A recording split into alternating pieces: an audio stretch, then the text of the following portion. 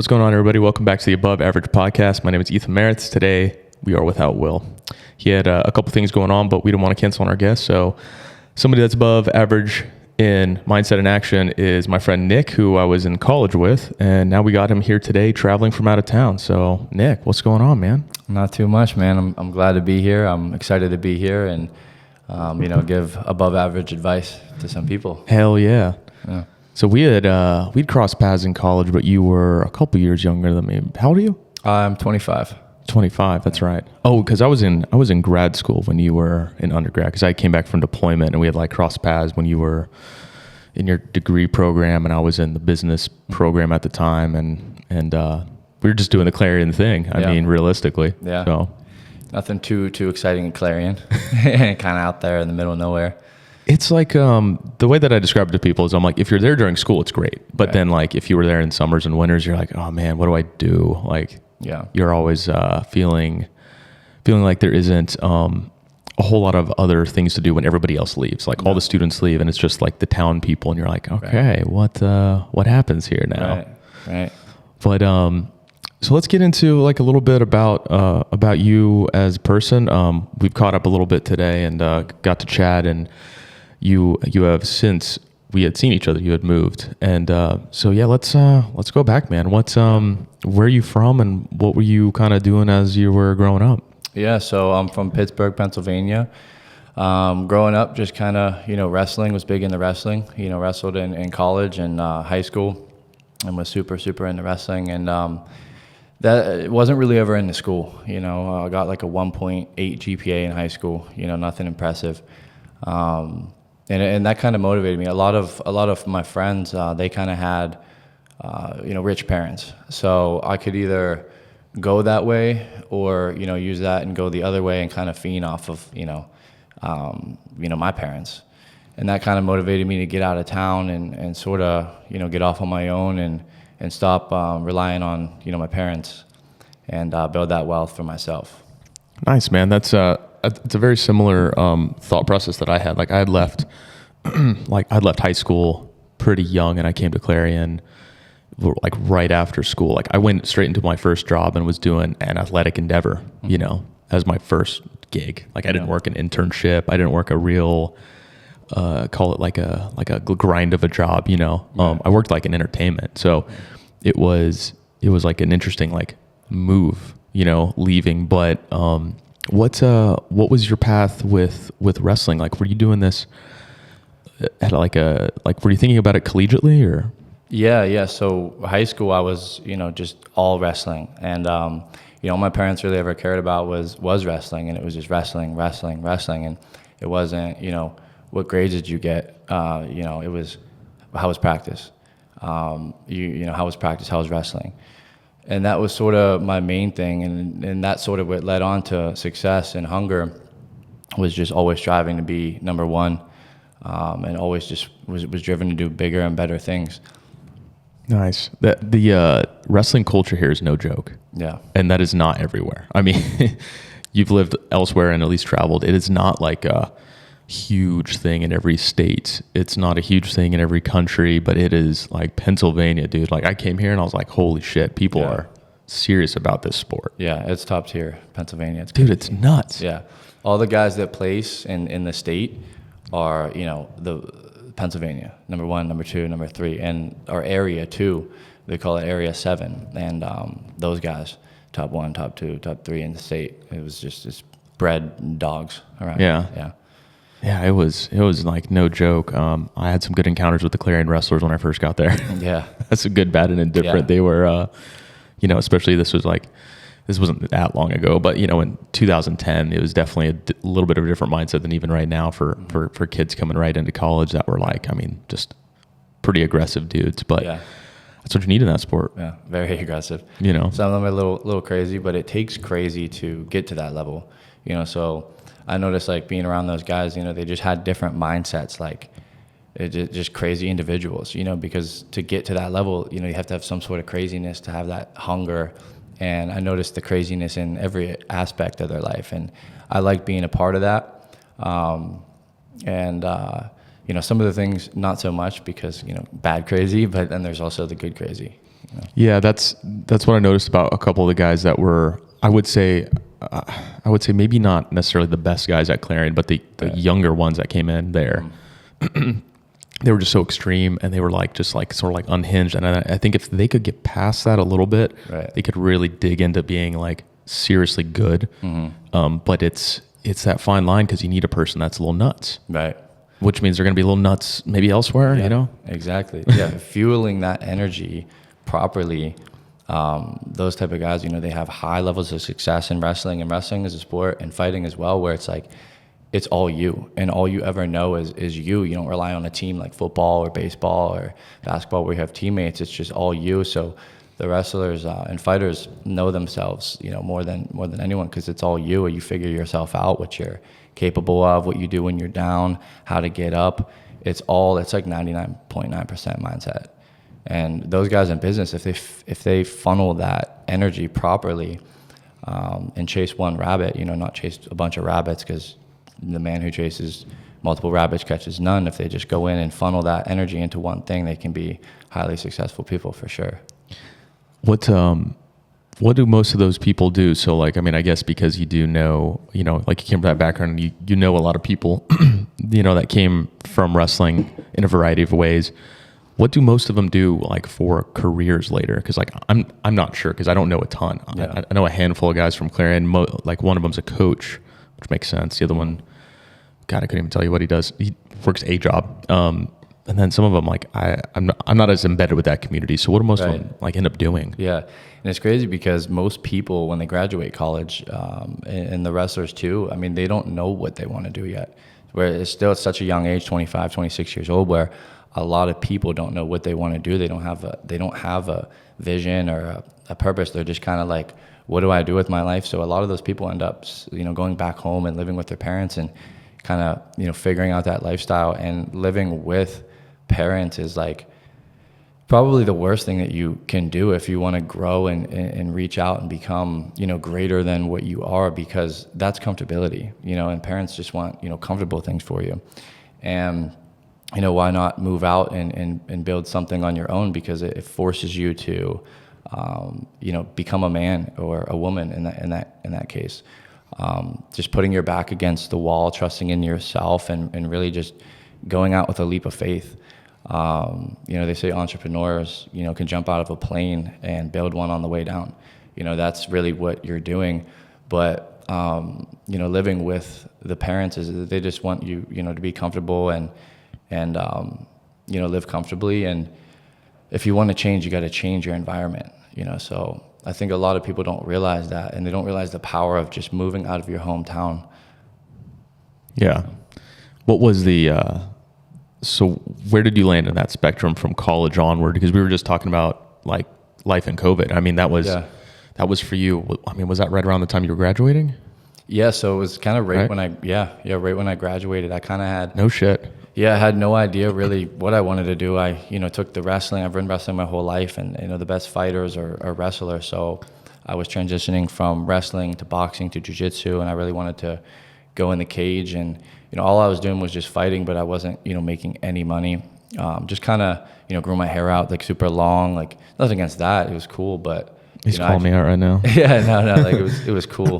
Had long flow, just, wasn't really doing anything else other than just fighting. And it started to, cost a lot of money, and I started to get a lot of injuries, and I'm all banged up. I had a bad motocross accident. I had, 2 back surgeries, 2 shoulder surgeries. I'm all banged up. So I sort of sat with myself and realized, like, I'm either going to be in a wheelchair at, 40, 45 years old, or I can just take this energy and funnel this energy into something where, like, I can make a lot of money and enjoy my life and not have to, because fighting is a risk. Like, you can bang your whole body up being in a wheelchair, and then you don't end up even making it or making any money at all. So it's kind of like a risk.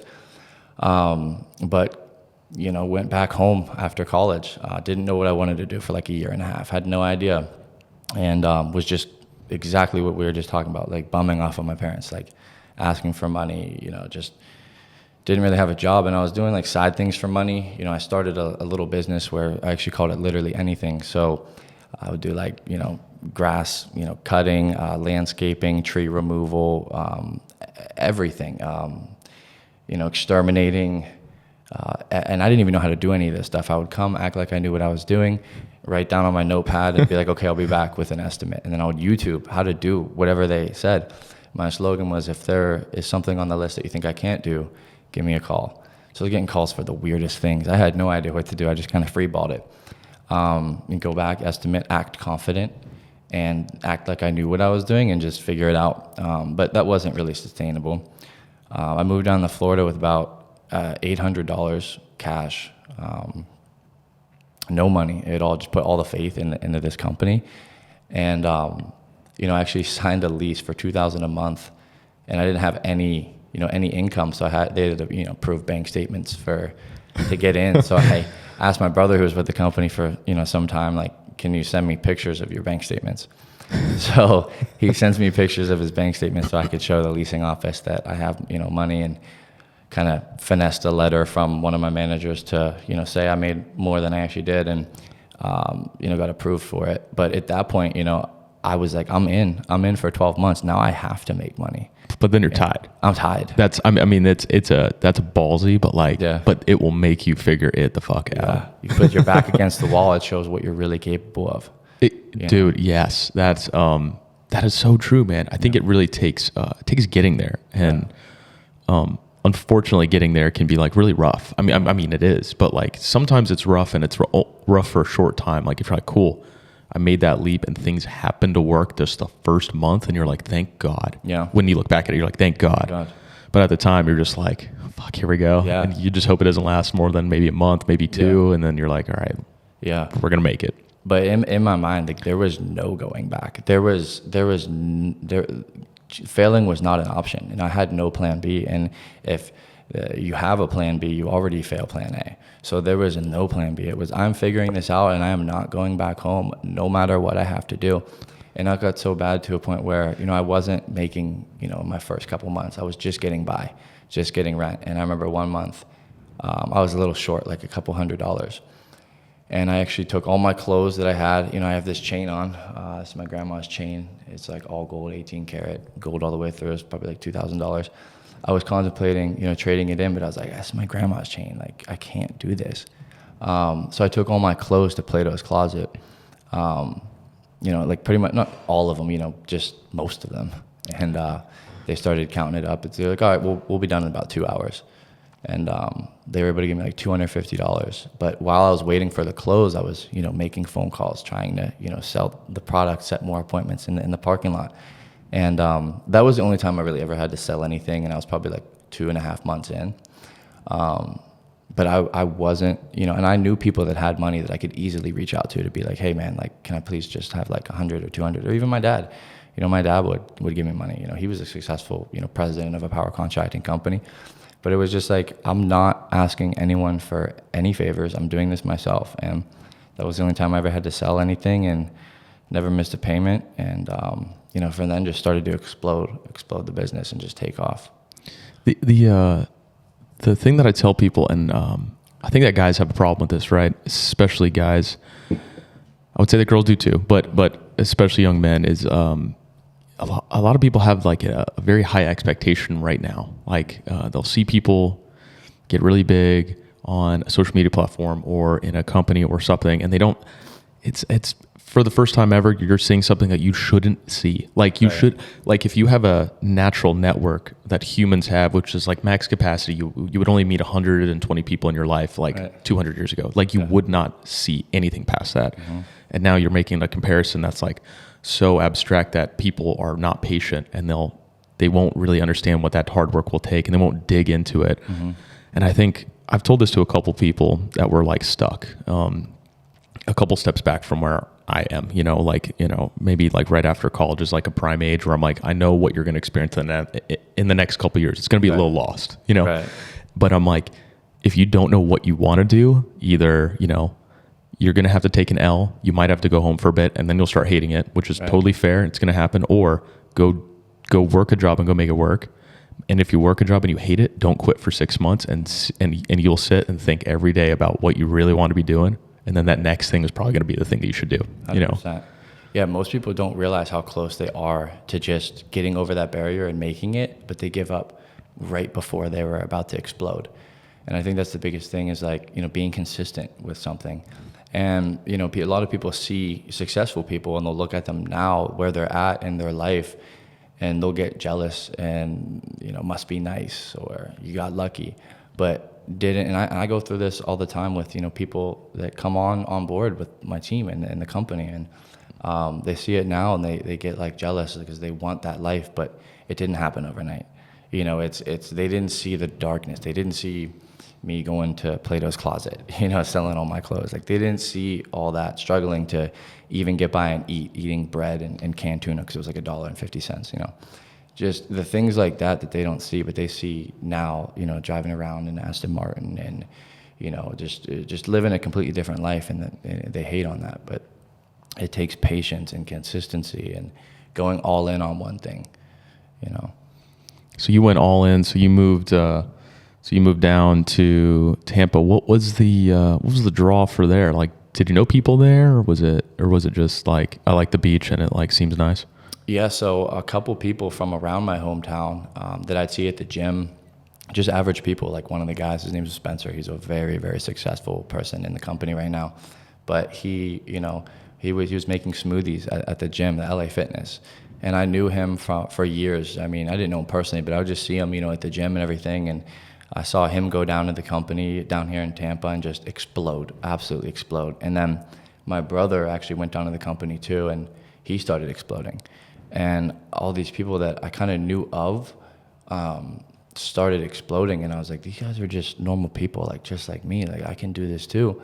So that's kind of what led me to do it. I'd see all the cars, the fancy cars, the dinner, and that's you know, the steaks. Like that's what got me, is the money and the chains, and that's the lifestyle I wanted. And I was like, well, I want that. I want a chain. I want a car. I want a nice steak dinner every weekend. Like I want to move to Tampa. It's sunny and they're all down there. And I was a big, you know, woods guy. Like I loved hunting. I loved fishing. And that was also a big distraction for me, because all I wanted to do was just go in the woods and hunt. You know, I loved hunting. It's my passion. So I knew by moving down, I was never a city person. I was scared. I was like, I don't know if I'm even going to be happy here, but whatever, I'm going to figure it out. But, you know, every situation like at that time felt like a negative situation because I'm missing what I love, right, which is hunting. But looking at the positives, okay, if I stop hunting, which is distracting me, and I lock in, I have no distractions here. There's no woods. So all I'm going to do is work. And the only people I knew was the people that I worked with. So all I did was just, I didn't have friends. If they weren't with the company or helping me grow in some way or benefiting my life, or they weren't hustlers, or, you know, we didn't even have a conversation. Like I didn't hang out with anybody else. You know, even my high school friends, like, yeah, we talk from a distance. They're in Miami. Love them, but they just don't do the things that I do. And it's just different. It's nothing personal. It's just like, I got to do me. Mm-hmm. You know, I got to just disconnect. And, you know, we talk every now and then, but it's not like, I don't hang out. You know what I mean? I don't hang out anymore. It's just urgency. Yeah. You know, to just keep going and keep growing, and, you know, buying my time back pretty much, because I know that if I put in all this work now, build up an empire, then I can do all the hunting and fishing down the road that I love, you know. But there's two ways to go about it. It's like have a balanced life for your whole life, or have a completely unbalanced life for a shorter period of time, and having no fun, and then having all the fun down the road. So everyone's got to pay their dues, you know. So you can either pay them now and play later, or play now and then pay later.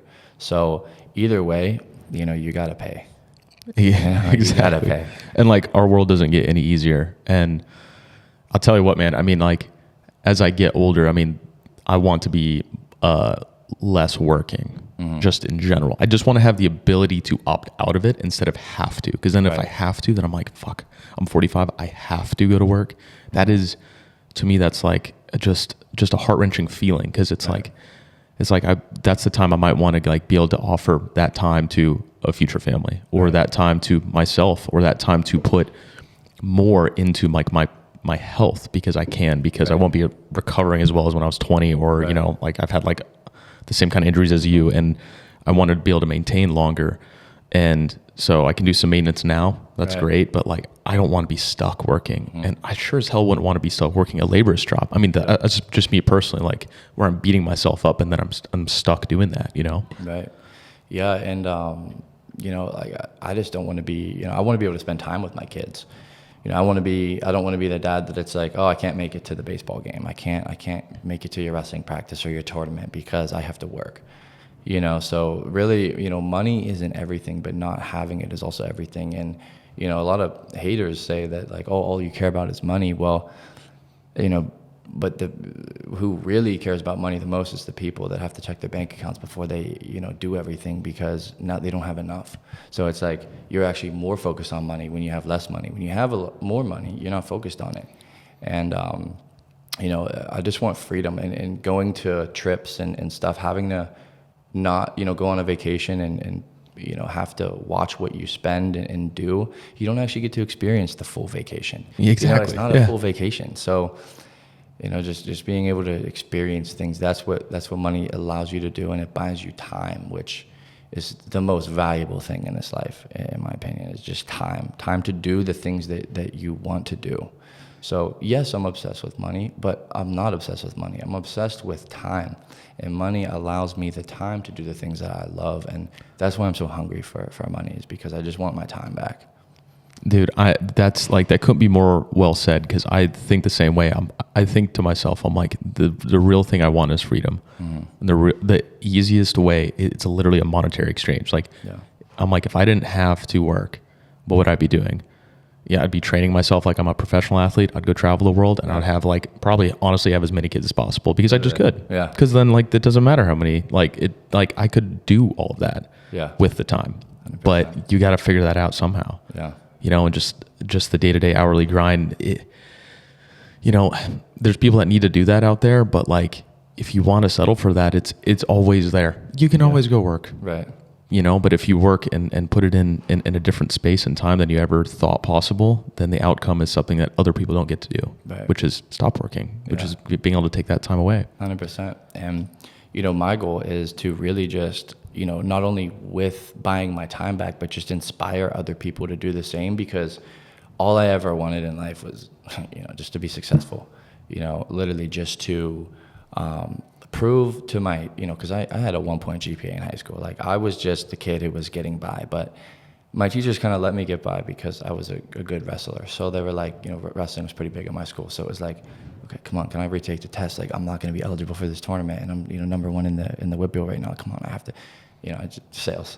You know what I mean? Just sell them on it. He's always been a salesman. Yeah, always been a salesman, and it kind of just, it really just, I kind of lost my track. What were we just talking about? You wanting to prove yourself, right? Oh yeah. So I wanted to just prove to do better things and greater things, and just inspire people that grades isn't everything. You can be super successful and not get amazing grades in high school or college, or even go to college. I don't even use my degree, but that was the norm back then from the generation above us, was go to school, get your benefits, have your benefits, get your retirement plan. But that way sets you up for working your whole life. And I just wanted to make my family proud, my teachers proud, and just make $100,000 a year, because in my head, 100,000 was, okay, I'm successful. I can tell my teachers that, I'm successful, and my family and everyone that knows me, okay, I at least became successful. So I was looking up everything, what jobs in career paths make 100,000, nurses and just random things, okay, let me just do this. And then in college, it was kind of like, okay, well, I wasn't the smartest, so I said to my advisor, what's the easiest way to kind of do this here? How do I get good grades? Because I just wanted that 3.0 or above on my resume. That's it. So I said communication. So done. Communication. I went from business management to sports science to law to, and then communication, because I found out I had to do maths with other stuff. So that was the only way to avoid a math. So I just wrote papers, and yes, it did help me figure out, who I was. In college, really, all it teaches you how to do is, one, communicate with people, connect, but two, get things done on a deadline. Like how to do your laundry, how to, live without your parents pretty much. And yeah, it helped me with that, but $60,000 for that stuff. I mean, to me, that's a waste of money. I could have learned that somewhere else. And life is all about doing it yourself and, failing forward. And it's all about how you look at that. Whether you look at that as a negative situation or a positive situation, or turn every single bad situation into a good situation. And everyone's childhood, I was actually just reminiscing right before this podcast in my high school. I just went to my high school and was just looking at it, just took some laps. I was like, wow, like I remember when I got kicked out of class here because I went to this BMX show and I didn't qualify or whatever. And my teacher grabbed me by my arm and dragged me back in. Just like weird moments, but realizing all the things that happened to me in my life, whether they were good or bad, were, it's all about how you turn those bad things into a good situation.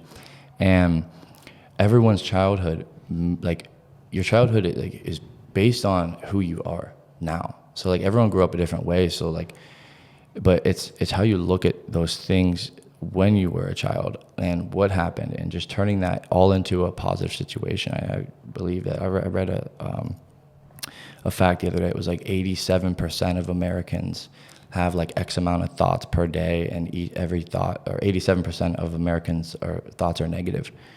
So that's why like most of the population isn't, super successful, is because they just think negative.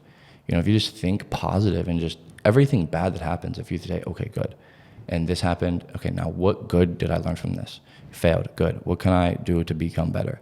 Or what can I do to grow from this, or make sure this doesn't happen? And it's just with that mindset, you can really change your life and your circumstance. And that's what I want to do, is just help other people, that were like me, that didn't know what to do, that wanted, to strive for something great, but didn't know how to get there or have the opportunity, or, to just say, okay, I was just like you. I paved the path.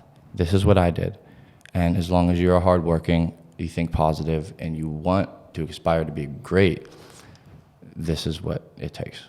You are making some good moves down there. How's it been down there since you moved? Like, not at the beginning, but now at the spot you're at. Like, is it a place that you want to be staying because of the business and the teams you're building, or how's that looking? Yeah, so actually a lot happened since I moved. Went through a lot of adversities, a lot of things happened. I actually got a back surgery, while I was down there on my own. So like a lot of things happened. But with, building the team, a lot of the people that I'm with do live in Tampa. So we're thinking about moving to Miami and stuff like that. But it's great now. I have a lot more freedom. I wake up, I go to yoga, hit the sauna. I have a sauna in my apartment. Do a little bit of cardio, come back, make a smoothie, eat my eggs, go to work till about noon. From noon to about 4 o'clock, I'm kind of just doing my thing. I hit the gym, work on like strength training, come back, lay by the pool, get some vitamin D, chill out, swim a little bit. And then, manage my people, manage the team, and go back to work. And, if I don't want to, I really don't have to. But I show up anyways, because I'm just trying to, one, lead by example, but also like I'm not finished yet. I have dreams of like, yes, I got a supercar and everything, but there's always more, and I want a jet. I want multiple cars, And I think that's what a lot of people fail on, is having that vision is something that they're working towards. When I bought the Aston Martin, 6 months before that, I printed out a picture of it and put it in front of me. Every single day I would stare at that car, and just kept me locked in. And when I felt down, I was like, this is what I want. This is a car. And that kind of kept me in. But now there's, more. I want like 8 cars. I want one of those things in your garage. It's like an elevator for your cars. It goes up and puts your car on above their other car.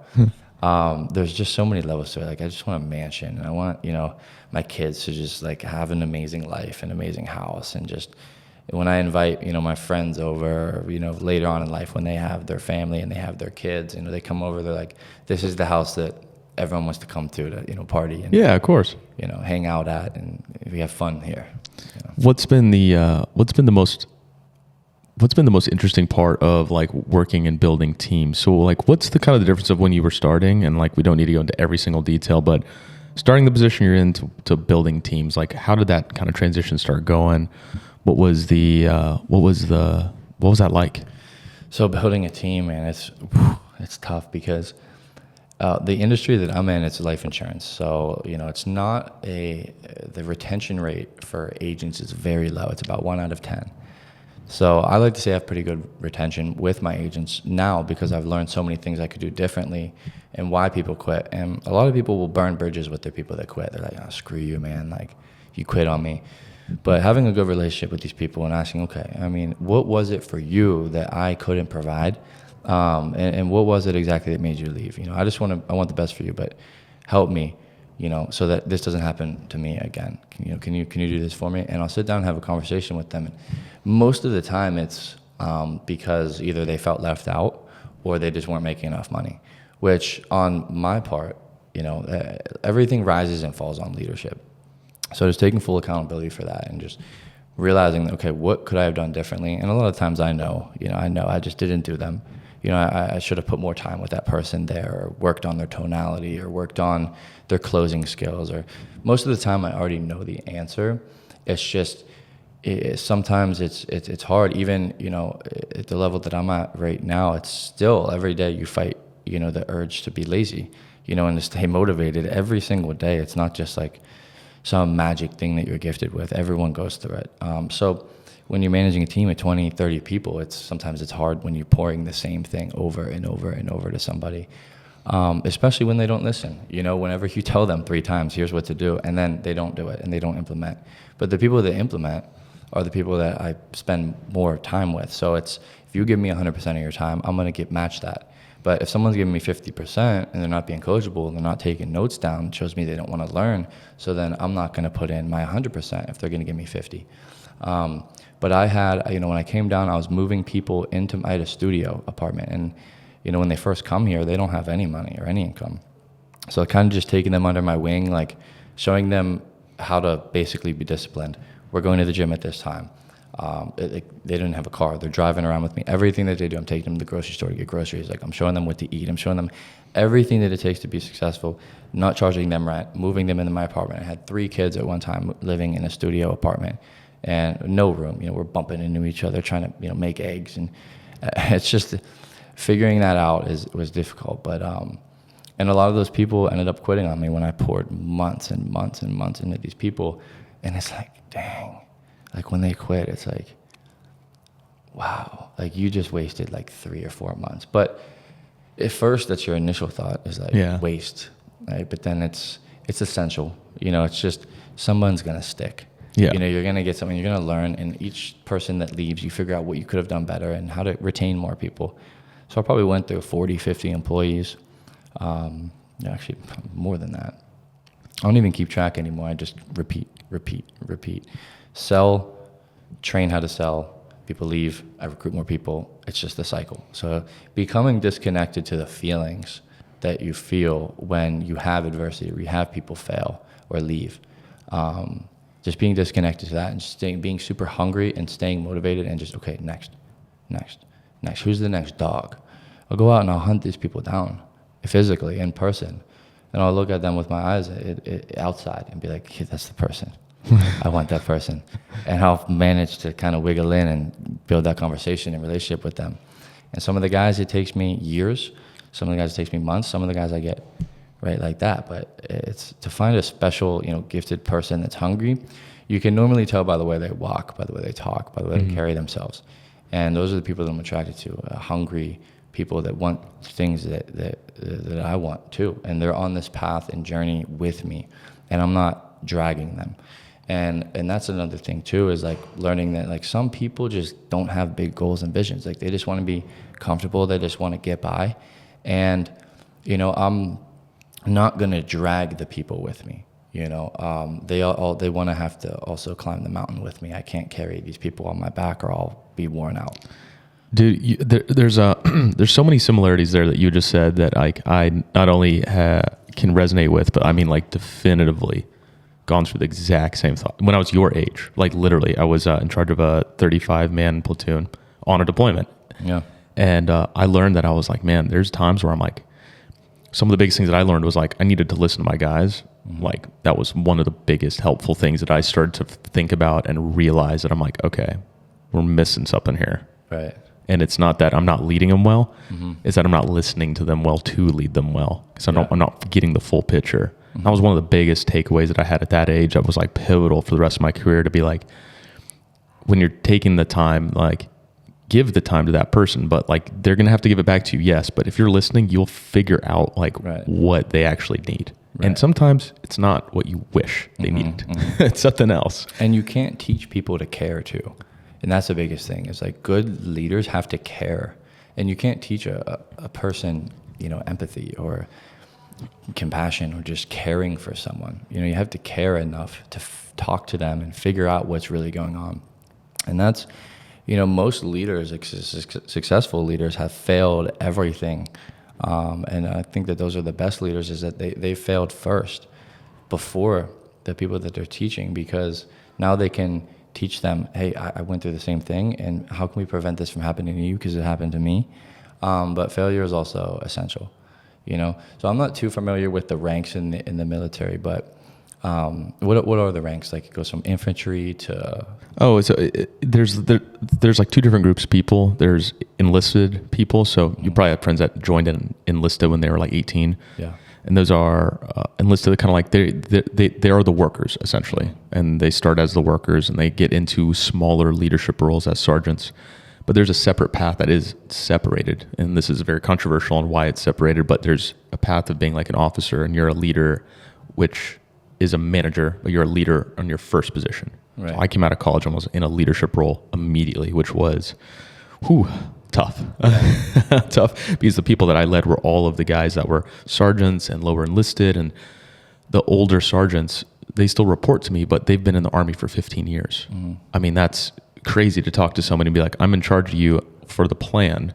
Right. I got to take care of you and everybody, in quotes, because really they take care of you because you're new. Right. And they kind of hold your hand and they're like, we know you're going to eat shit, but we'll just wait for it. And as long as you're a good officer that knows when they are going to help you, things are fine. Right. Don't try to pull the rank card on them, you know? Yeah. So what happens like in the military if you go to like your master general sergeant or like your upline and you try and tell him what needs to be done, or you tell him what he needs to do better, or you just tell him everything that he needs to do? What happens?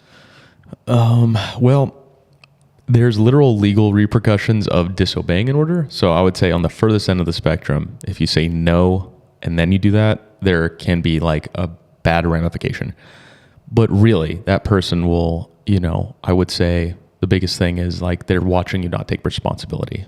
Right. You know, like it does affect kind of like the working relationship you'll have, because they're like if you are a leader and that happens, you know, that's a problem. If you're not a leader, I mean, I think there's a little more of an ability for the Joes, you know, the youngest enlisted that don't have leadership below them, to complain upwards. Like that's normal, I would say. Right. And then the leader's job is to balance the act between like that sergeant talks to me and then they talk to their guys and they need to tell me what's going on. So I know better what to do as a whole group, because there are several teams, several team leaders, you know? So that's kind of the difference of what can happen. Yeah, no, that's crazy to think about, that there's literal legal repercussions. And it's the same thing, you know, pretty much, you know, obviously different in a lot of ways, but as far as the way the leadership is ran, it's the same way in the industry that I'm in. And a lot of the people that complain about what their leader needs to do better, those are the people that don't make it, because they don't take responsibility or accountability for what they need to do better.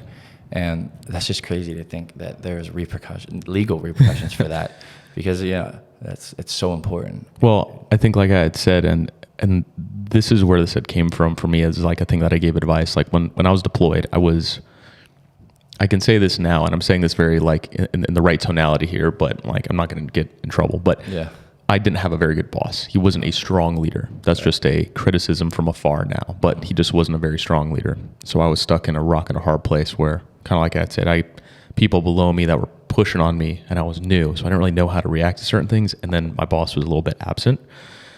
And but on deployment, you know, if I quit deployment, like if I tried to quit, I can go to jail. Yeah. So I was there for 1 year, and you can't quit the job, no matter what happens, ups and downs, bads and indifference. And just like you though, right? I had spent time where like, I'm in the ringer with those guys. Like I'm roughing it with them because I was the lowest level officer leader. So I'm with the platoon a lot. I'm doing the things they're doing. Right. I'm spending all the time with them. I had a driver, not because I even wanted to. I had to have one, and I'm in like a Humvee with 4 people, the 4 same people doing patrols like all the time. Like I get to live with them. Yeah. I get to be around them whether or not I even want to. I needed a security person because I was the officer, right? Like you just get stuck in those areas. You can't quit. Right. So you kind of learn to overcome and be like, okay, I need to learn how to communicate better, to listen better, to train better, to teach better because I was stuck doing that. Right. And so I think what's hard is like not a lot of people have that because in America, you can opt out. You can opt out and you can take a chill life. You can take an easy job. You can do nothing. And honestly, life still isn't that bad if you don't do anything. Right. Like you're not really going to get like the worst outcome here is bad, but it's not like third world country bad, you know? So I think that's where it's hard to get like tough, ambitious people that know just to like put their head down a little bit. Just put your head down a little bit, you know? Yeah.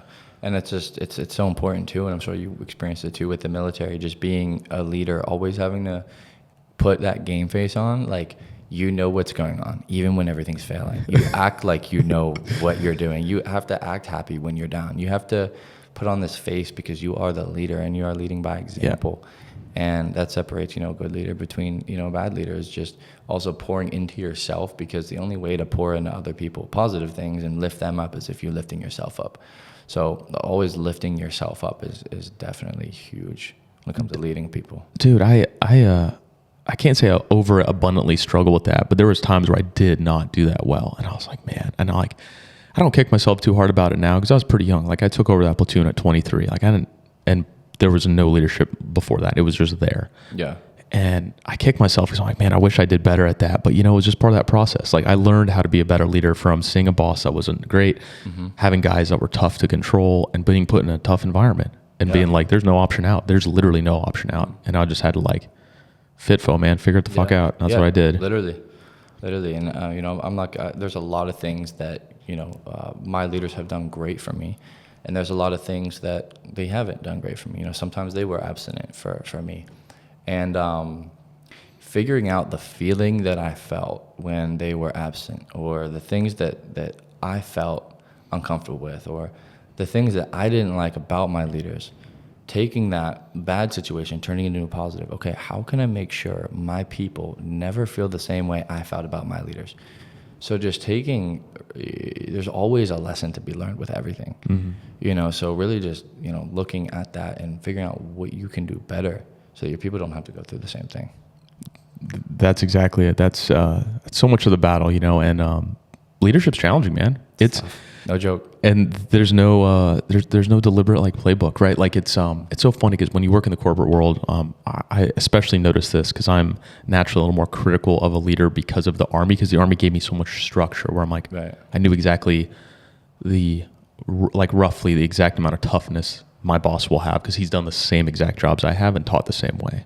Or he's even gone above that. He's deployed to other combat zones. He was like on top of it. Like the boss I had after that first one was phenomenal, total 180.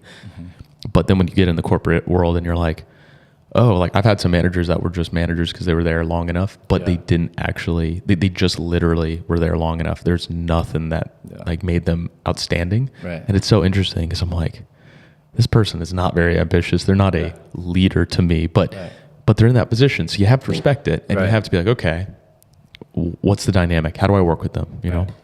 100%. Yeah, they say that same thing in our industry. It's like, we call them dogs, people that are, studs that stand out, that are hustlers. We call them dogs. So there's people that aren't dogs. They've just been there long. Like they've just been there long. They're not dogs. So always try and pass up those people. I don't know if you can do that in the military, but just always trying to, pass those people up. And but it's so important. It's so important as a leader too, because all of your people's stress as a leader gets dumped right on you. Yep. It's just dumped right on you. And you have your own personal problems. And then you have another 20 other problems going through. And they're all pointing the finger at you because they're relying on you.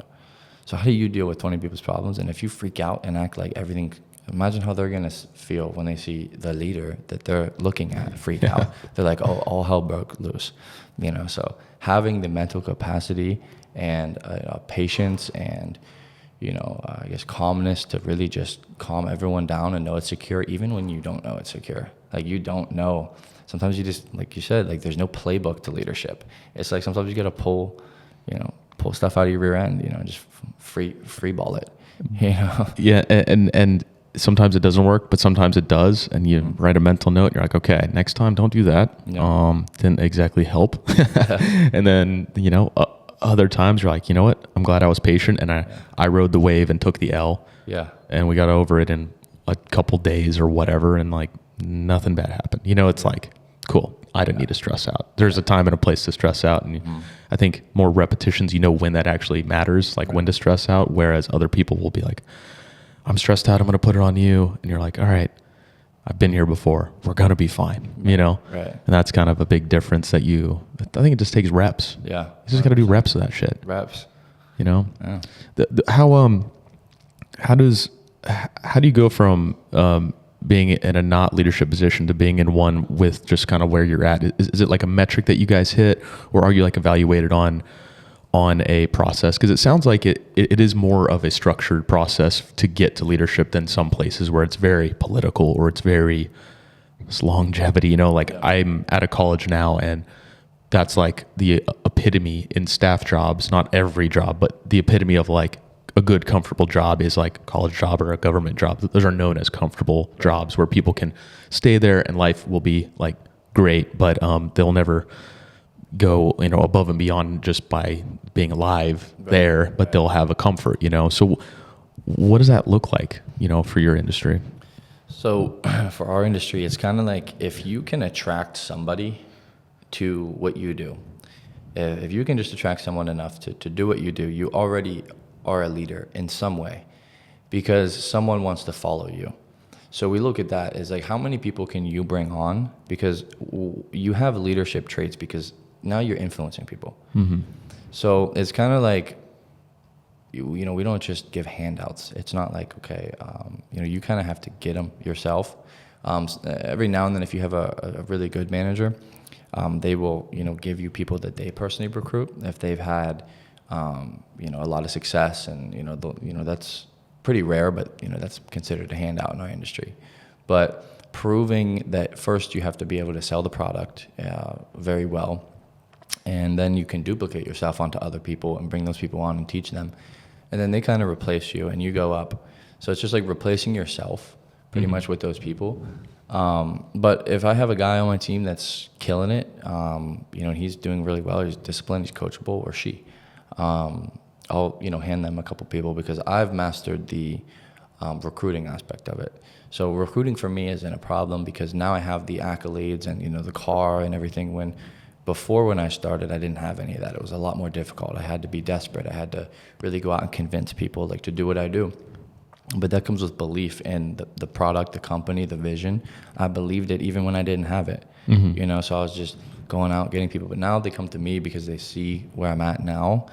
So it's a whole lot easier. So I'll if I have a person that's, very coachable, I'll just train these people. And then they will benefit off of those people too.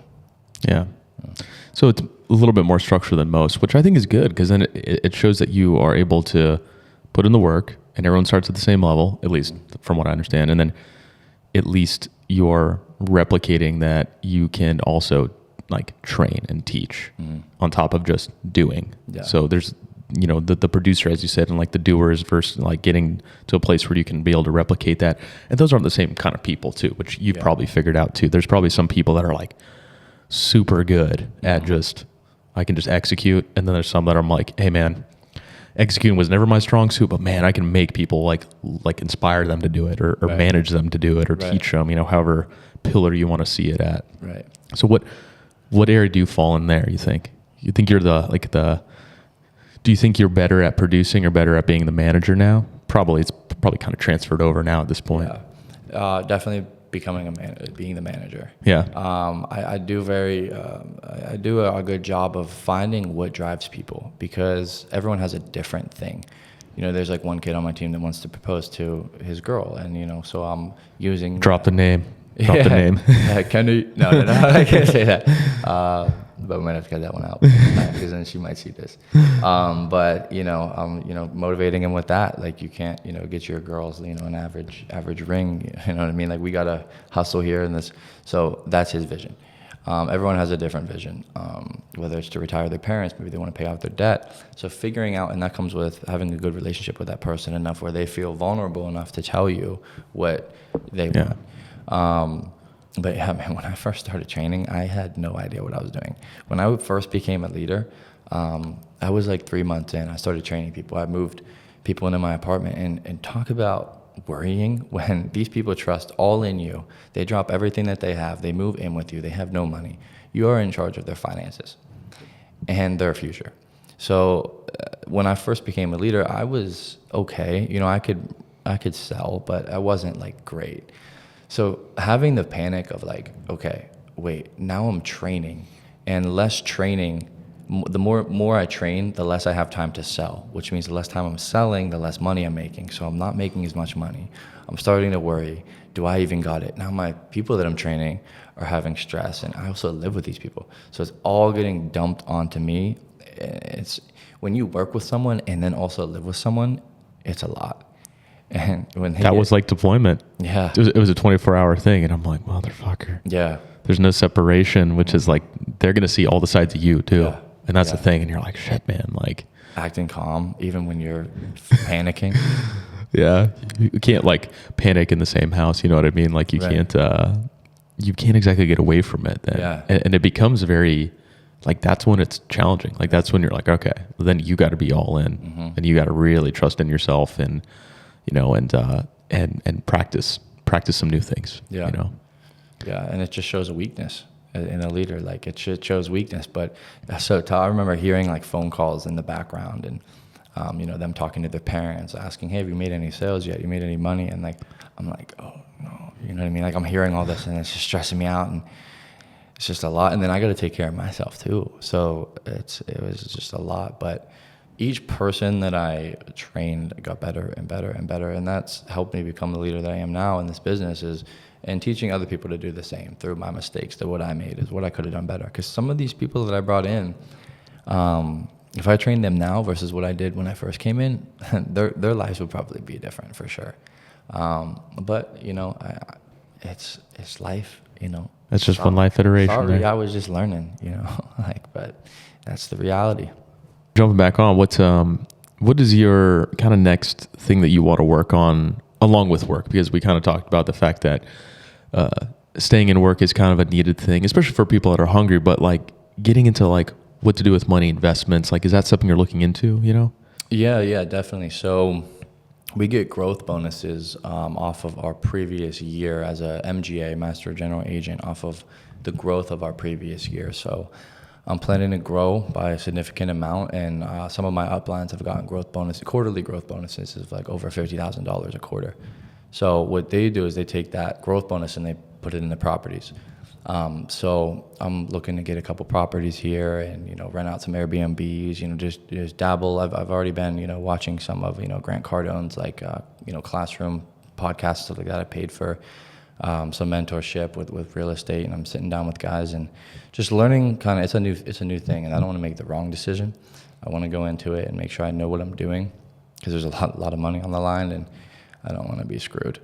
But going into that, after I get these growth bonuses here, and really just growing my wealth with real estate, and having a diverse portfolio of just different streams of money coming in, and backbones of, okay, if this happens, I can sell this. And just within different industries, I want money coming in different areas, so that I can do the things that I love, provide for my family, be there for my kids' baseball games, and then take care of myself, cold plunge every morning, sauna, the gym. I mean, that stuff takes hours, and if you want to like stretch and gym and sauna and cold plunge, like that's like half the day, or like a lot of hours. So, buying back your time with the money, because money is time, time is money, and really just buying that back to take care of yourself and take care of other people, and really just mentor people that don't have a vision or a purpose, or don't have parents that really guided them the proper way, or maybe don't even have parents.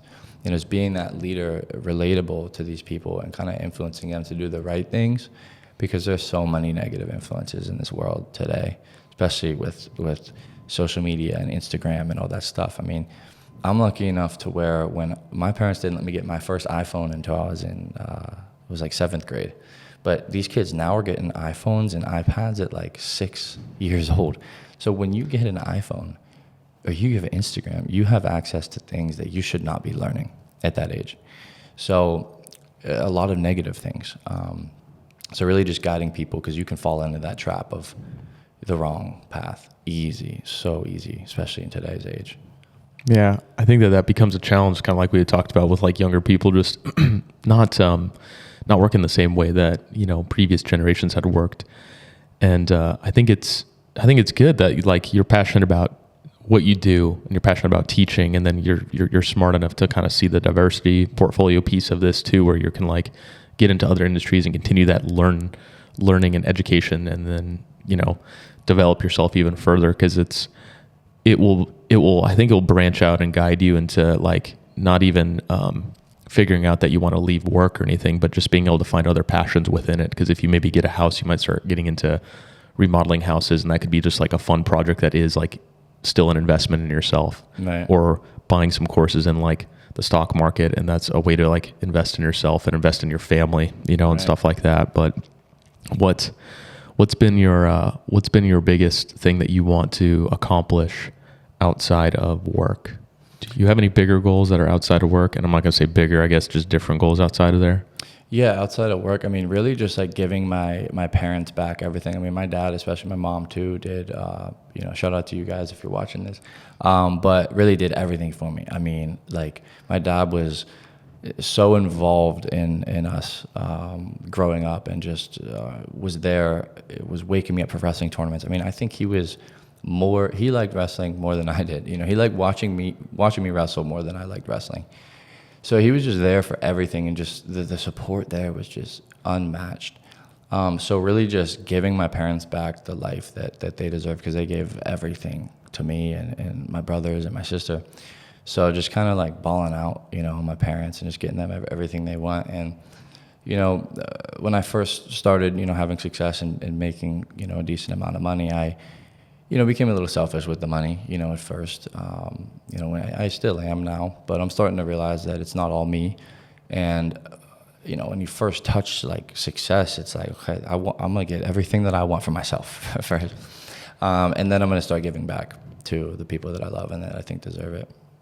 Yeah, I think that's a natural tendency for people, because like if you've never been able to buy yourself something, you're going to want to do that, because that's all you think about. Because human nature, our nature is not even like exactly meant to be emotionally happy, right? Mm-hmm. It's survival. That's like your first instinct, and survival is what you can buy and afford for yourself in today's age. It's not you need to go hunt. Right. It's taking care of yourself. Mm-hmm. But that emotional happiness ties into like the bigger group of people around you, and possibly the next layer, and being an actual influential person that like creates purpose. That's almost against the grain of like the lizard brain we have, which is like, hey, survive the next day, reproduce, and that's it. You know, that's like your core tendency, you know, as a human. But I think what makes us not animals into humans is because we have that extra layer of influence, and that's why we're like intelligent, adaptable creatures that can like do more as a collective group.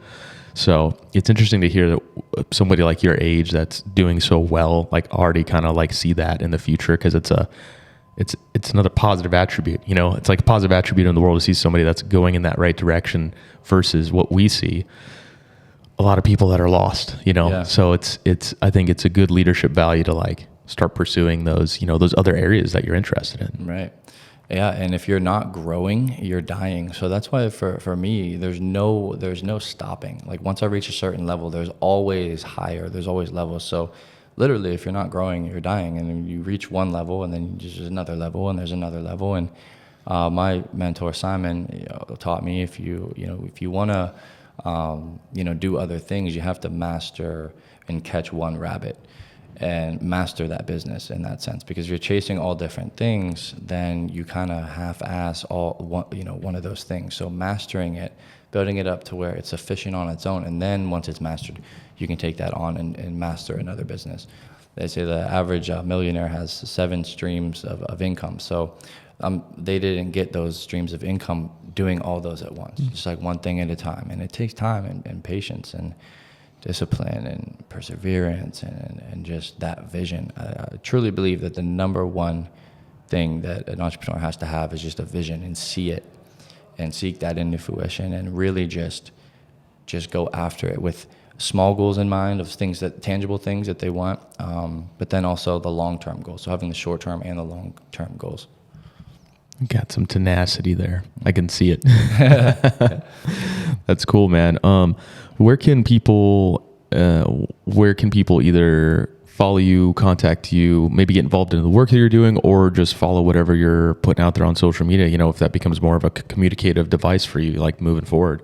Yeah, so most of the stuff that I post about the company or influence or leadership advice is all on my Instagram. It's Nick_Geyer, NICK_GEYER with 2 R's. So I post most of my stuff there on Instagram. When I first wanted to get into personal growth, I didn't even know where to look. I didn't know how to grow. I didn't know where to, I thought that was just go to the gym, work on your biceps and hit the gym. But the same way you work on your biceps and grow your biceps is the same way you grow your brain. And I started with literally just going on Spotify or YouTube and just typing in, personal growth or leadership or success advice. Or you don't have to wait for anything in life, like a lot of people just wait and they wait and think something's just going to fall in your lap. You got to just go out there and get it. And I didn't know where to start, but there's information out there. You just got to find it and be hungry enough to get it.